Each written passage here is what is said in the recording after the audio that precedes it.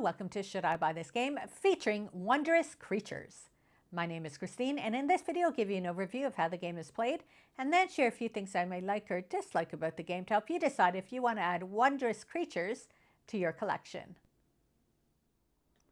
This is the game Wondrous Creatures, and in this game we are collecting resources to fulfill our cards to earn different achievements. Here we have a player board, and each player has 3 creatures, and one of them will have your captain on it. Now, this captain here, once it's unlocked, has the ability that each time your captain is placed, you gain 1 placement egg, or you can flip over 2 eggs. But there's many captains to choose from. This one allows you to place your captain on mountains without paying.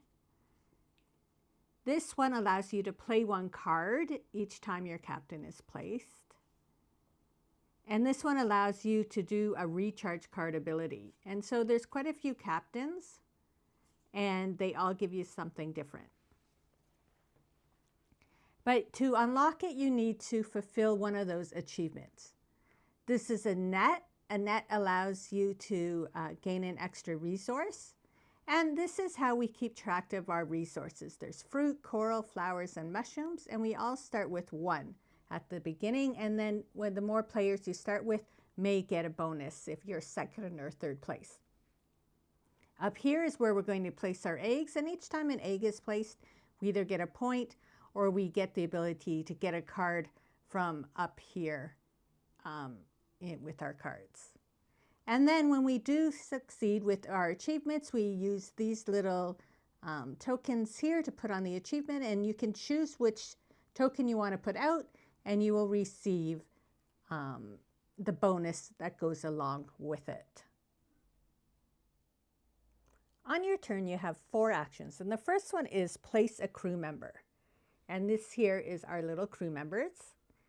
And so this is our board here. Now, if it's brown area, you're free to place your crew members anywhere there. If it's the mountain area, you have to pay 1 extra resource to place a crew member. And on the water, we do not place crew members. Later on, we will be adding extra tiles to the water areas. So your crew member takes up 2 spots. So if I was to go here, because there's an egg there, I would gain that egg. And then I would gain 1, 2, 3 corals on my board. Now the other option is my net. Your net can get the little circles. So this one would gain me an extra coral, or this one, I could take away 3 cards and pick a card from the cards. Now, optionally, if you don't want the coral resource, you can pick a card that has the coral symbol. So I could get 2 coral resources and 1 card with the coral symbol. So you have a couple choices. And then again, depending where you go, depends what you get. If I was to go here, I would get a flower, this butterfly egg because it's adjacent to me, and a fruit.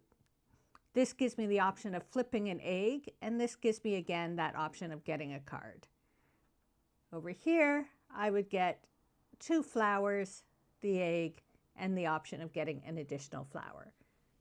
So depending where you go, depends what resources you are getting. The second action is to play 1 or 2 cards, and you always want to try to play 2 cards on your turn. Now the cards show this is the animal type, this is the habitat.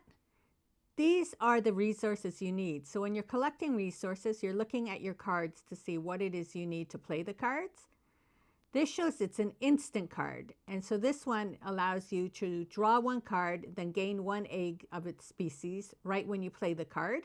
And it's worth 2 points at the end of the game. So this one is similar, but this one is an anytime card. So each time, or an reuse card. So each time you play an instant card, you gain 1 victory point. And this one here was the instant card. This one here is a recharge card. So when recharging, and we'll get to that step soon, you gain 1 victory point per each end card in your reserve, maximum up to 5 victory points. So this is the end card. So these are the cards the previous one would get the victory points for. And at the end of the game, gain 3 victory points per recharge card in your reserve, maximum up to 12 victory points. And this card here has 2 different animals on it. And then this one here is an energy card. So you would put 2 of these energy tokens on it. And then you would discard 1 energy when you want to use it. And you can do this at any point during your turn. You can discard 1 energy above to draw 1 card, then gain any 2 among the cards. So you can get an egg, a resource, gain egg if it has on its species, its habitat, resource, or equal victory points as its ending score. So depending on the card you discard. That one, though, needs a lot more resources, but you can use this twice. And then there are other cards or other motions in the game that lets you recharge the card so you can continue to use it. And so those are the types of cards that you might come across. And so when you're gaining resources, you're looking at these here to see how many resources you need or what type of resources. So you always want to be playing 2 cards on the play a card turn during the game. Your third action is to claim an achievement. So this one would be once you have 14 cards in your reserve, that you've played 14 cards. This one, once you have 8 eggs. This one is 6 or more of the same habitat icons in your reserve that I had showed you. Those are the flowers and coral. Here, if you have 6 or 3 butterflies, 6 or 3 crustaceans, 8 or 5, a combination of the dragon and the reptiles. And here is 8 or 5 with the combination of the fish or the little monkey guys. And then, so to do it, you would take one of your tokens, you would place it down. On the top cards, you would get the top score if you're first. And on the bottom cards, it depends if you're playing the lower or higher number. And you get a trophy. And the trophy is worth 3 points at the end of the game on top of whatever you scored here. Now, by placing your first one down, unlocks your captain's abilities. And the game actually ends when all the trophies are done. Like when the last trophy is taken, the end of the game happens. The last action you can do is recharge. And you do this when you no longer have any creatures to place, you can't get achievements, you can't play cards, it's time to recharge. So what you do is you remove your 3 tokens, and then we move along this path here. So you would receive an additional net, and then as well, we would be putting eggs out on squares. So we have a little egg bag. And so we just look for the squares. There's one there, there's one here, and there's one here. We randomly just put 3 more eggs out onto the board. Now then, if your cards, if you had more than 5 cards, you would discard down to 5. And if any of the recharge cards had been played in your area, this is the time when you would gain those points or benefits. So now I'm just going to briefly talk about the eggs. And one reason why you're collecting them is that you can use them against your achievements. So in this one, say you need 3 butterflies. You had played 1 card that has 1 butterfly, but you had 2 here. You could flip these 2, and that means they've been hatched. And then you could get this achievement. So then you either have to wait until you're on the board and you get that benefit to flip them back over, or you don't have to. But once they're hatched, you can't use them anymore. So if you were trying to go for the achievement with 8 eggs and you had 6 here already, if you want to use these 2 eggs for that achievement, you do have to flip them back over.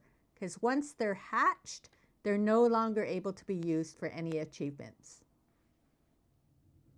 And then the game just continues. You continue to collect resources to fulfill and play your cards. So you can do the achievements, collect your trophies. Once all the trophies are gone, the game ends. And then from there, you add up your points based on your trophies, your achievements, and your cards. And whoever has the most points wins. And in the end, you can very well get over 150 points. You just keep adding these tokens when you hit 50, when you hit 100, and then you could always add on another 50. However, when you're playing the game, you are only scoring the little points. You do not score your cards until the end of the game. So it's just like you got a point for an egg or a couple points for a card or whatever. And you're slowly making your round, gaining a few benefits. It's not until once the game end is called that you really score the big points of the game. So that's when you really find out who has won. Just because you're in the lead during the game doesn't necessarily mean you'll be the winner of the game. Now there is a solo mode and you play against Tingent. And you will find his cards on the back of the captain cards. Now you have Lazy Tingent, and this is like beginner level, easygoing, wild, and terrifying. And what you're doing is on his turn, you're moving along here. Now, this corresponds with the cards. So once you're in this area, you're playing this side of the card. When you're in the dark area, you're playing that side of the card. And all you're doing is here you are placing his person between two flowers, his crew member, and taking a card. Then at different areas, you're going to add this tile. You're going to move along the top bar, the area, the recharge bar. He's going to get achievements. And as you go down, he does things a little quicker. So it is another way you can play the game. And again, you can play it for the points. He does gain a lot of points. But you can also just use this solo mode to place his crew members as if you're playing against an opponent who's placing crew members as well. So it is a pretty good solo mode if you're wanting to play this game by yourself. Now as well, if you've played and you want more of a challenge, there are optional scenario modules with game setup and during the game, some different rules that he would follow that will add to the complexity of the solo mode. So overall, we really enjoyed Wondrous Creatures, and it's been a while since I played a game of this weight, and it was really great to get in and just stay with the game for a while. So a few things we liked, and one is the artwork. These cards are super cute.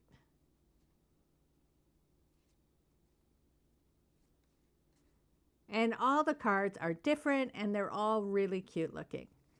Next, I really liked the challenge and the ability to collect your resources you needed for the cards. It was quite easy to get the resources you needed to play a couple cards at once, so you weren't being frustrated. Even with, we played a 3-player game. This is a double-sided board. This is the 1 to 2 player side, but there is the other side for 3 and 4 player. And even with 3 players, we are still able to get resources we needed. Now, sometimes, of course, people blocked where you wanted, but you just got other resources. So you were constantly being able to get resources, which gave you the ability to fulfill your cards. And then we liked the challenge of which cards we're playing to achieve these goals before our opponents. You know, could I get the 14 cards before somebody else? Did I have a bonus that I could play extra cards to sort of get ahead? The eggs. With the creatures, am I going just for one creature where you need less versus I could combine the two, but I need more? So there's just a whole lot of strategy to the game that was just really nice to play a game of that strategy level for an evening. Now, the other thing to mention is that it may seem slow as you're going along, and then suddenly the trophies will all get taken. People have built up their cards that they're like, I can get this, I can get my eggs, I could get the same habitats, I now have this many of that creature. And so you have to keep your eye out, because suddenly, turn after turn, when we played, I got 3 trophies in a row. Again, when you're playing with more people, there's more trophies. But it was just a really satisfying game to play, with all the different levels of gaining resources, playing cards, and getting the achievements.